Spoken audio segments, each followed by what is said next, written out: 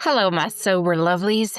Before we dive in, I'm really excited to announce my group coaching program for women is live, and you can join now. So excited for this because let's be real here.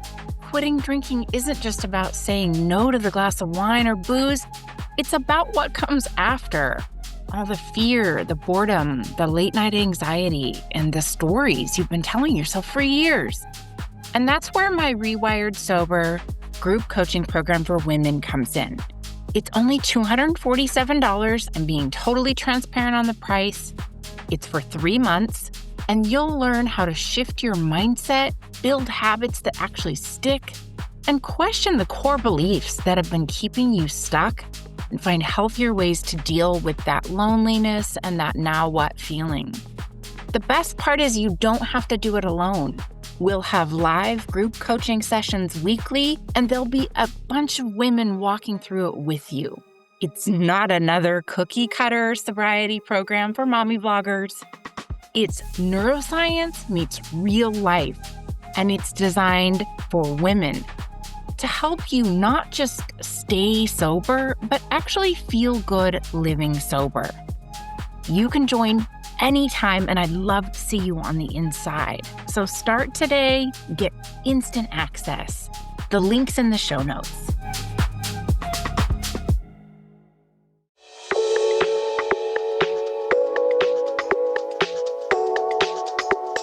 Welcome to Rewired Sober, the podcast where we unpack what it really takes to rewire your brain after alcohol. Hi, I'm your host, Kate Vitella, a registered nurse, board certified in mental health and addiction, sober since 2018, and a coach who blends neuroscience, lived experience, and real talk to help women break the shame spiral and rebuild their thinking with tools like journaling, humor, and honest conversation. This isn't surface level sobriety. This is where the healing gets deep, grounded, and unapologetically honest. So let's get into it. Okay, welcome back to another episode. Today's guest I'm really excited about because she is someone near and dear to my heart, as we've been working together for quite a while now. I would say maybe 9 months. This is another client episode and a really special day for this client because she is hitting 1 year freaking sober today, and I'm so excited. So, bringing on our guest today, her name is Andrea. She is a midlife mom and the founder of Rewriting Sober, a new space that empowers sober and sober-curious women through honesty, humor, and hope. She ditched the wine a year ago at the age of 48 and is recovering out loud so other women don't feel so alone. She has been rewriting her next chapter without the hangovers and with way more truth. You can find her on Instagram and Substack at Rewriting Sober. Welcome, Andrea. Thank you. I'm so excited to have you on. I'm so excited to be here today. So I thought it would be cool if to just sort of ground the audience in how we got connected and, a little bit about you. Tell us about how you ended up in my inbox. Ah, yeah. So actually, when I first really started to get serious about wanting to stop drinking, I joined what was then the Sober Mom Squad. And I started to go to meetings, and you were one of the hosts on those meetings. And so that's how I found you and got hooked up with you. And I looked into your website, of course, and reached out to you. And I really realized at that time that I think I came to the realization that I couldn't do it on my own, or I didn't want to do it. And I think reaching out for help was really my first big step to me being serious on this sobriety journey. I'm a mom. I have 2 teenagers. My kids are 16 and almost 18. My daughter just graduated from high school, and I live in North Carolina. And I had gotten caught up in the whole mommy wine culture. I did not have a specific rock bottom moment. I had a lot of smaller moments that led up to a space where I was just feeling really hopeless. And I remember when I reached out to you, it was the first time that I really felt like I had this tiny bit of hope that maybe with some help that I could do this. I love that. Yeah. So many of us try this on our own for the first few go arounds, sometimes more. I know I certainly did. It doesn't always come off that way in the sober spaces because I started and never looked back in front of others. But in terms of my own private little hell, oh yeah, I stopped and started several times and tried to do it on my own. And, so I'm glad you said that. And also, when you came to me, I remember, your story wasn't something so profound as to you had crashed your car or lit your house on fire or, like you said, you didn't have this crazy rock bottom. And I don't think really anybody around you knew that this was something internally you were struggling with. Yeah, I really was that person that had this like facade on the outside that looked like everything was great. And I don't even think the people that were closest to me, my husband, my kids, even realized what was going on inside because I had gotten really, really good at hiding it. I would smile on the outside and I would be the great mom that volunteered at everything. I was on a I was a president on a board of directors. I was doing all of the things outwardly that a successful mom should do. And inside, I had so much anxiety. I was starting to have depression symptoms. I was feeling so much shame and guilt, and I couldn't understand why I couldn't get my shit together. Yeah. I felt like I should be able to do this. Why can't I control my drinking? Why can't I, stop this cycle? And I think the fact that I didn't hit this rock bottom moment, it almost kept me in a cycle of like, well, I'm not bad enough. But I was like inside I was feeling just so hopeless and I felt like I just couldn't get out of this cycle. And so, it really was like just this double identity every day for me. And it took a lot. It took a lot of honesty finally to sort of get out of that cycle. Yeah, absolutely.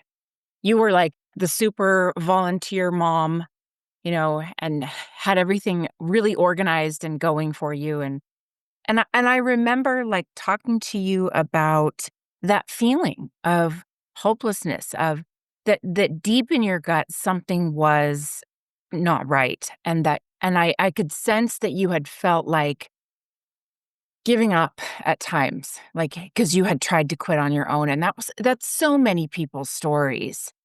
And so when we started working together, I was so impressed by every single session you would come in with new insights about your journey. And you were one of those clients, like you're kind of a dream client because, I don't have to say things 50 million ways, over and over and over and get creative on how I break it to you that you're the problem.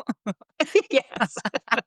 um, but one of the things that it's like we kept coming back to was, you know, your need to just be everything to everyone and do everything and show up for everyone. And I'm curious, like, in your mind, how that has shifted that obligation to, like, do everything, be everything. How's that shifted since you've been on this journey? Yeah, that has definitely shifted. I am I guess a recovering people pleaser. It's definitely that's still a work in progress. But yeah, I think I really felt as though it, everybody else's happiness was my responsibility. Yeah. And and that was such a like a deep-seated feeling in me, and I think I held on to that belief for so long that it was really hard for me to like get through that in sobriety. To realize that I I am only responsible for me, for my happiness, for who I am, and not for everybody else's happiness. And that doesn't mean that I mean, there's so much that I do for my kids, for my husband, for my faith community, and I don't want to not do those things. It's not about that. It's more about this toxic feeling that I had to control everything and everybody. Because really that's what it boiled down to. It was me trying to control everything. And, having this just need to do that. And I think once I was honest with myself that, hey, I am not the universe. I am not God. I do not control the world. And I think that was like a really freeing like mindset that ended up happening in sobriety. And you were one of the people that really helped me to come to that conclusion on my own. You sort of led me down this path that, that we don't have to control the universe all the time, that I don't have to be scared of everything all the time. A lot of what I went through was really fear-based and just being scared all the time of everything. I think that's what led me to try to control everybody in my life and try to just really try to make sure that everybody was happy all the time, even if they didn't ask for it, even if that's not what they wanted. So, yeah, that definitely changed and shifted throughout my sober journey. Yeah, that's again, so much of why I appreciate talking to you is that you just own your part in it. And you had this insight of, wow, this is a control thing and this is an anxiety and a fear thing. And there's nothing wrong with that. I mean, so many of us we live in this sort of anxious state and this fear. And I remember you saying several times, like, "It's on me if it doesn't go right, and that's on me." Like, you kept the world on your shoulders, you know? I mean, it was like you were on the board of directors of running the universe. Everything was on you, quote. And that's a mom thing and a woman thing in so many ways. But, I wanted to talk about you kept saying that, when you brought up fear and control, and if you would go into a little bit more about that for yourself, about how feeling like the perception of being in control of everything maybe helped alleviate a little of that anxiety. Yeah, I mean, I think first of all, I think this comes from I think this is a common thing of women and moms, in our society. We're just supposed to be all the things all the time. We're supposed to be successful, however that's defined, and we're supposed to do everything right and have a clean home and cook a delicious meal and be this like really perfect mom figure. And I think I've really got very caught up in that. Um, in that feeling. And then it just caused so much anxiety within me, that yeah, it was like this need to control, um, a lot of times my family, but also, friends and anybody that I was working with in a volunteer capacity. I think that need to control things was really very prevalent, and it wasn't until I got sober that I realized that, I could let that go, and it was okay. It was okay to let go of control. It was okay to, like, do things scared. So it's not the fear in me hasn't necessarily gone away completely. My relationship with fear has just shifted. It is now something that I work with, and I just do things anyways. And I also realize when that fear is coming in. I realize when that need to control is is showing up, and I can consciously have that inner dialogue with myself. Like, okay, Andrea, this isn't, you don't need to fucking control everybody. You can, you can let this go. You can take a deep breath and understand that you don't control all of this. So yeah, I think, and a lot of that has been, just anxiety has gone down significantly, just from the fact of not drinking, just getting alcohol out of my system. Um, but I trust myself more now too. So I think that's a part of it. It's just having a trust in myself that alcohol took from me. And so that really has been a shift for me over the last year. Yeah, I love that you said that self-trust that alcohol took from you, and also your relationship with fear. That is so beautifully put, of course, coming from someone who is a writer. But I feel that in so many ways. It's not that we are not scared. It's just that we have a different relationship with fear and that we do it anyway. Um, and maybe there is, an overlap with the fact that our anxiety levels significantly decrease as we, cut out the alcohol just because physiologically we are not pouring gasoline on, you know, our mental health. But how did you, if you don't mind telling the audience, because I think your story is so relevant to so many women, how did you go from not having a problem with alcohol? Because I remember you telling me you really didn't have an issue until around the pandemic time Yeah. to kind of catching yourself like, "Oh my gosh, I'm drinking too much." Like it's happening. Like I'm getting stuck in this cycle. Yeah. Yeah.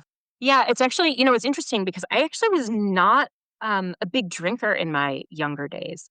Um, I didn't drink in high school at all. I was very much a like rule follower type of high school student. And then even in college and in through my 20s, even a little bit into my 30s, um, I was a take it or leave it drinker.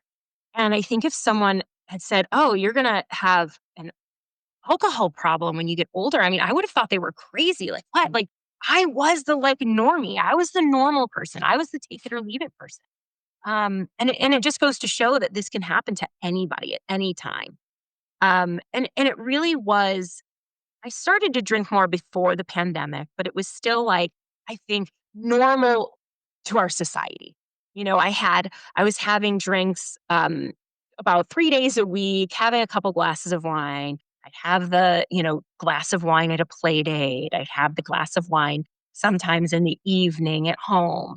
But it was still to society standards a pretty normal drinking relationship. But what I didn't realize is that was setting me up. All of that whole mindset of, like, mommy needs a drink was setting me up for what ended up happening to me. And because what it was doing is it was teaching me that when something is hard, you drink. When something is stressful, you drink. When something is frustrating, drink. And then when the pandemic hit, it was it was just a shit show. And I was, at the time, I was a president of a board of directors, and it was very, very, um, ended up being about a 40-hour a week volunteer position, and it was really intense. And, outside of that, I had two middle schoolers during, pandemic times, which everybody knows that's just was crazy. And I just ended up needing to drink every night. It was like my escape. Because I didn't have any tools. I didn't know that there was another way to handle all these emotions that I was feeling. So I did the only thing that I knew how to do at the time. It was the only tool that I had at that time in my life was to drink wine at night. And, we sort of got to the end of the pandemic and I was like, oh, well, I'll just stop drinking now. And I think that's when I was like, shit, I can't just stop.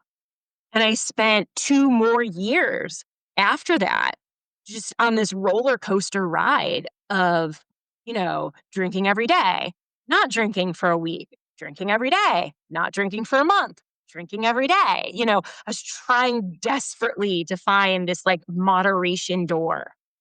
And I couldn't. I could not. I just didn't want to stop drinking. Just wanted to be a moderate drinker.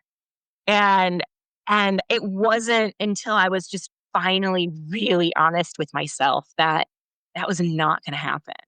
Um, that alcohol had its hold on me, and I had to really just come to that conclusion on my own. That making rules and breaking rules and over again around my drinking. It was almost like that was the harder part. The moderation time period of my life was more torture than not drinking at all. That became harder. Um, Not drinking almost was like a relief to finally admit that, like, I can't do this. I can't be a normal drinker, and I'll never be a normal drinker again. And I didn't want to be. Yeah, moderation is a hell all of its own. In that internal battle and trying to keep it to 1 to 2 drinks and then breaking promises to yourself and then it does something to your mental health where you lose trust in yourself as a woman, as a person, and you start to feel kinda like, "What is wrong with me?" You know? I I'm smart and good and capable and strong in all the other areas. Why can't I do this thing? And I like that you brought up that, it's not like any of us plan to slip into alcohol addiction or alcohol oblivion, but it gets its hooks into us in such an insidious way. And one day you wake up and it's this mental groove you've formed where drinking every day just becomes habitual.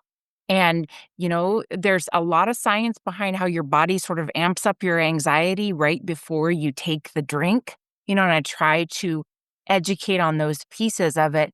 But essentially, it happens to the best of us. And I think when people come to me and we talk about that part of it, I really try to normalize, like, you and everyone else, right? I mean, alcohol gets its grips into you, and it happens really insidiously, and then pretty soon, your reward at the end of the night, your relief, it becomes your crutch, and then it goes from there, and so you've been on this journey now for a year, and throughout the course of working with you, you've tackled, like, travel, international travel. You've tackled Yes. big events, like milestones, family events, all kinds of things, and I wanted to talk to you about how the freak you did it that early in sobriety. Yeah, I did. There were just so many things this past year that were like not normal things for me even. Um, we traveled to Italy. It was a trip that I started planning before I stopped drinking. And then that it was done. It was, we had already booked the airline tickets and I was like, how am I ever going to go to Italy? Italy of all places and not drink. We had my parents' 50th wedding anniversary, like, really early on in sobriety. My first couple of weeks, I went to Vegas, Yeah. to see Garth Brooks. That was, like, crazy. And I wouldn't it's funny because I don't know that I would necessarily even recommend that because it's, like, really what you're supposed to do in early sobriety is, like, stay away from like, don't go to Vegas in, like, your first Yeah. 3 weeks of sobriety. Um, but I think I hit this point where I truly was just done. I couldn't I was so my self-confidence took such a huge hit. My self-worth took such a huge hit. I didn't even enjoy drinking anymore. I wasn't even getting anything out of it. I was upset while I was drinking. Like, it wasn't even it was giving me 0 benefits. And I was just in this deep, dark, lost place that I just knew that I just couldn't do it anymore. And working with you certainly through those things was extremely helpful because I always knew that I had a phone call with you set up, every week where we could talk about those trips, where we could talk about what was happening, where I could have tools set, have a plan in place. And that was always really helpful. And going on meetings. I mean, no matter where I was traveling, I still went on meetings. Now I'm in the Sober Mom Collective, which has been a really great group. And and so I always kept sobriety in first place, even when I was doing things that had drinking around me. I always made sure that I was doing things that were in alignment with my sober goals. Um, and yeah, and it somehow worked out doing all of these. I had an amazing time in Italy. All four of us went with my teenagers, with my husband. And of course, there was moments that were difficult. But what I realized when I would see someone drinking wine in Italy and it looked so glamorous, so pretty, like this beautiful person drinking a glass of wine at a cafe. And I think what always kept me grounded was realizing that was not gonna be me. That's not what I looked like. It would have been drinking many glasses of wine outside of that cafe, ruining the day with our family, passing out early back in my hotel room. Like, that wasn't going to be me. And I think that definitely always just kept me grounded, was just understanding that, like, that facade, like, that was never going to be something that I could do. And, um, so I had lots of gelato and specialty coffee drinks and had I was present and I remember everything. And it was really one of the most amazing trips that we took as a family. I mean, you probably yeah, you remember all of it, and that is so incredible. And it's funny that you mentioned, like, you see someone drinking and you glamorize it, but then you quickly, play the tape forward and realize, "Oh, that is not gonna be me." I remember in early sobriety, I was watching The Real Housewives, and they were drinking in a champagne in a bikini on a yacht, and I was starting to romanticize and feel a little nostalgic and sorry for myself, essentially what it was. And then I thought, "No, that would not be me in a bikini on a yacht. I would be overboard, hello, vomiting, probably shit my pants. They'd have to send out the lifeguard, the life rescue. I mean, it just would never be. Like, me in a boat and drinking is like, "Hello, someone call 911." And then the next day, all my social circle would be talking about what an asshole I was, and I have the pictures on social media to prove it. So but we have to get to that place of honesty where we're honest enough with ourselves when we see someone in public and we wanna romanticize it. But I do remember you coming back from Vegas and talking about it is a little bit sad when you see people stumbling around Vegas, like, and you think, "Oh my god, you're gonna be so sick tomorrow." Yeah, it absolutely is. And I remember looking at people with a lot of empathy because I was like, God, like a month ago, that was going to be me. Yeah. I mean, this was really, really early in my sober journey. And so, like, it's certainly, it was like definitely not a place of judgment, but more of a place of just like, wow, like, yes, like these people are going to have a really tough morning. Especially people in the airport. Oh man, Ugh. that is rough, when you see people in the airport early in the morning in Vegas. Um, and although there was like hard moments in Vegas, it felt really good. It was the first time I was like proud of myself in a long time that I was starting down this journey. Um, you know, in Sin City, in the place where people are like, drinking is so prevalent. But you know what I also noticed in Vegas, which was really interesting, is there was a lot of people not drinking. And you realize that like, oh, there are like I just thought everybody drank, and we would be in restaurants and I was really being observant, like in restaurants or at shows or doing things. And I was like not everybody gets drunk every time. And it was mind blowing to me because at first I thought, well, we must be the only ones. And there's actually a lot to do in Vegas if you're not drinking. There was Yeah. some really great shows that we did, and there's a lot to see and do, and it was very eye opening. So yeah, Yeah. I love that. So let's switch gears here for a minute and talk about the increase in your confidence over time. As I have personally watched sort of a light come back into your eyes. And, you've mentioned trusting yourself again and being so proud of yourself, which it was not the case when we first met. And, there's something to be said about following through with what you set out to do but you also proved to yourself repeatedly that you could show up sober, stay sober, you know, and sort of be a better version of yourself. So I wanted to maybe have you elaborate on the ways that your confidence improved. Yeah. Yes. When we started working with each other, I mean, my confidence was at an all-time low. My self-worth was at an all-time low.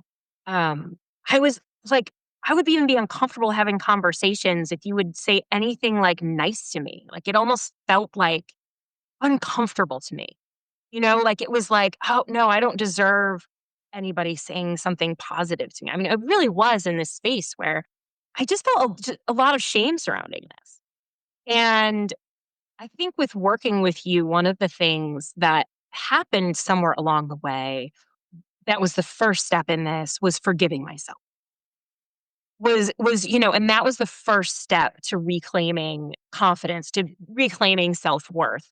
Um, was that like just letting go of the shame, letting go of the guilt, and really just forgiving myself for getting addicted to a substance that's addictive and using it as a tool when that was all I knew at the time. And so, I let that go somewhere along the way. And it didn't just happen overnight, it happened over time. Um, but after that, then I was really able to start gaining more confidence throughout this journey. And I think it's really just been even more recently that I really feel that has come back because I was still letting fear like hold me back from a lot of things. And that has started to turn around for me.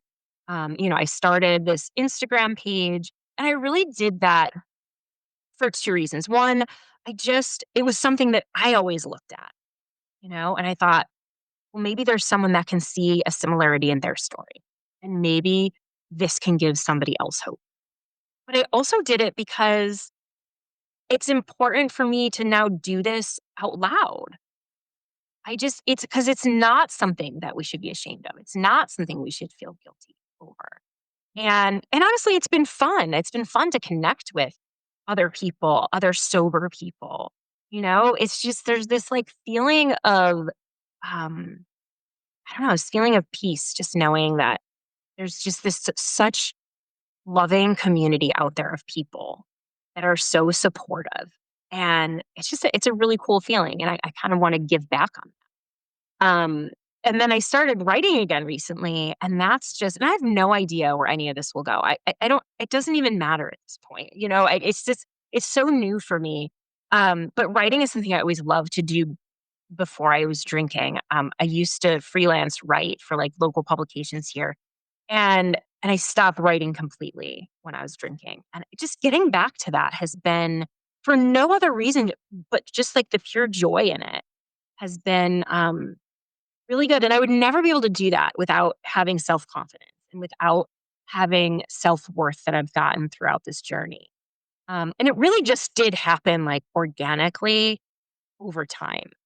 Um, but one of the things, and I think you talked about this on your Instagram page recently, is saying things out loud to someone and processing them is so important. And you said it in a much more scientific, intelligent way than I just said it.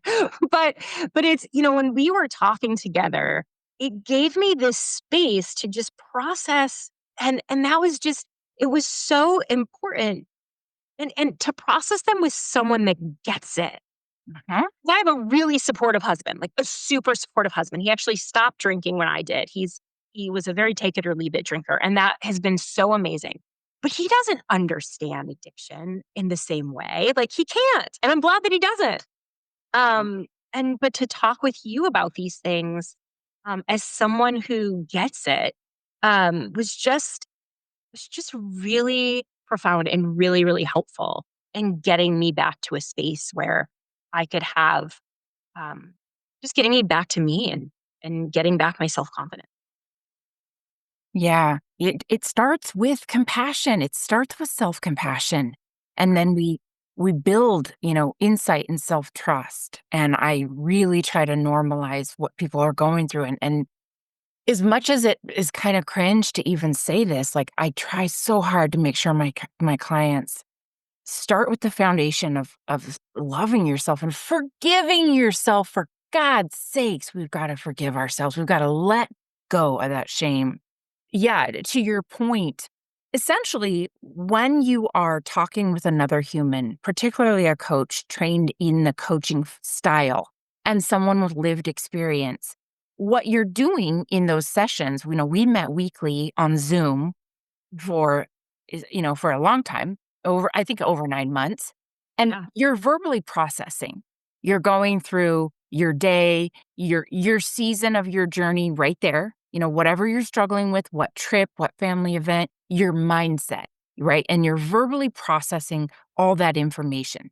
And when I'm responding to you and helping you reframe different cognitive biases, areas that you're stuck, reframe different thoughts, talk through triggers, it sort of it changes the way the information is stored in your brain via neuroplasticity. And then we develop new neural networks that way. We get out of those old mental grooves.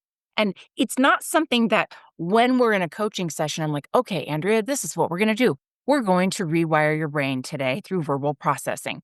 It's just something that happens, in a coaching session if you are a coach who understands that dynamic.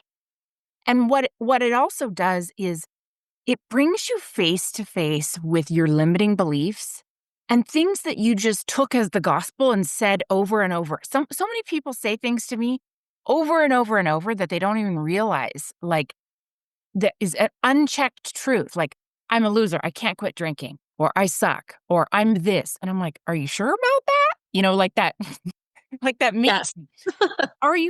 Is that really true? Like, let's examine that. And what we find when we break that stuff down is, "Oh, wait, no, that's not true. Let's reframe that concept." And so when you verbalize it again out loud to somebody else, you're more likely to say it differently and therefore be less triggered, less reactive in those situations. That's just a little bit of, like, neuroscience Kate Soapbox 101. But no, I'm not gonna say this is what's happening in these sessions. It probably felt like we were just checking in and chatting. Yeah, I mean, there was a lot of times where I was like, "Oh, I'm gonna get on this meeting with Kate," and I'm like, "I don't even know what I'm gonna talk about." Like, sometimes there would be something that was like, "Oh my gosh, I have to talk to Kate about this." And then sometimes things would come out that I didn't even realize were important. Do you know what I mean? Like as we were having a conversation, things would come to the surface that were sort of in my subconscious that I didn't even realize were there. It just sort of came out in our conversations and ended up being like, really important to address and to talk about. And they weren't even in like my conscious yet, my conscious thought yet. Yeah. And I think that was so valuable was just being and that's what would happen when we would process things is you start with something and then as we would end up at like a whole different place like by the end of it because it just sort of it just sort of flowed and things would come out as we were talking. Yeah, making the unconscious conscious. That's absolutely a part of the game. And a big phase in your life that you were in when you first came to me was, I've got these teenage children that are getting ready to graduate high school. You're facing an empty nest and that you weren't exactly sure what direction you wanted to go with your life.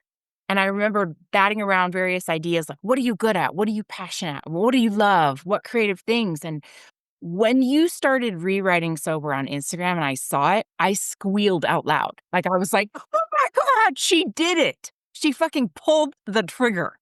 So I know, I can't believe about it. that. I know, I can't believe I did it. Because yeah, I get in my head so much, and I still get, I have that fear that I'm still working through. I overthink things, like I have to have the answer to the world before I do anything. And what I've realized in this is that there's a lot of times in life where we don't have the answers. We don't have like what's next. Um, so I've sort of just changed my mindset lately of just, I'm just going to do what brings me joy right now. and just as you always say, I'm going to stay curious Stay and just like, curious. and see where life takes me. Like, I don't have to have like a 5 year plan, I guess, right? I mean, that's what we were taught. Like, we have to have the 5 year plan. I'm like, I'm 49. I don't need a 5 year plan anymore. I can just have the plan for today and tomorrow, and just I'm, it's almost exciting to just have this world be open to me now, Yeah. and just like, and I don't, I don't know exactly where it leads or what's next. And that's okay. Like, it's kind of, it's fun to not know. It's fun to just, what I do know is that, um, I want to be sober, and I don't want to drink, and I want to continue this journey. And that it's become a passion for me, and it's become very important. And I think it's something that's not talked about a lot, especially with moms. We hear the stories that like make the news, or but we don't see a lot is all of the regular women out there who are suffering silent. Yeah. Yeah. I think that there's just so many people that were like me, or are like me out there, who just feel like like, how are they going to do this? How are they going to dig out of this hole?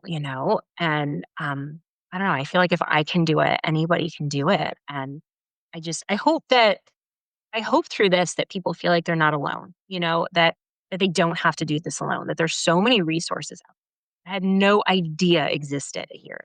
And not just Quit Lit and not just social media, but like just really great groups out there, and really great coaches, and really great, like, um just so much. There's so many things out there that there wasn't. So it's a start. It's a start that the conversation is becoming more honest in our society about alcohol, and about how it's just really not serving women in any way. Um, Yeah. so yeah. So how is it on the Substack platform? I'm dying of curiosity. I don't have a Substack, and I'm Yes. curious about, like, putting yourself out there on Substack. I mean, Instagram is one thing, but you It is. don't have to put a lot of writing into Instagram besides just a post, but how vulnerable to, like, put articles on Substack? Yeah, it definitely is. And Substack's like a whole different beast. Like, it's a whole different platform, because you have subscribers. So it's a little bit more like, I mean, it's not like a commitment, but like, it's harder to get. It's easier on Instagram to like have people follow. On Substack, it's scarier because you're putting yourself out there, and then you're like, am I just writing to the void? Yeah, yeah, Like, is anybody out there? And I really haven't gotten into any sort of like Substack strategy because just like any other social media platform, I'm sure I could watch like YouTube videos or like have it. And honestly, I don't care about any of that right now. I'm just writing for myself more than anything. So I'm enjoying I have my 21 subscribers, and and I'm perfectly happy with that. Um, but but yeah, I mean, what I'm writing about really is just um sort of my experience. So I wrote something on fear, and how fear was my drinking buddy for a long time. I wrote an article about the crazy hobbies I went through in the beginning of sobriety, and all the like, wacky stuff I tried. And how my daughter caught me looking on Amazon at a pottery wheel. And she was like, "Okay, mom, this is like, maybe you need to stop." um, so I'm trying to bring some like hope and humor along with it, of just like weird things that have happened to me along the way. So yeah, I'm just, it'll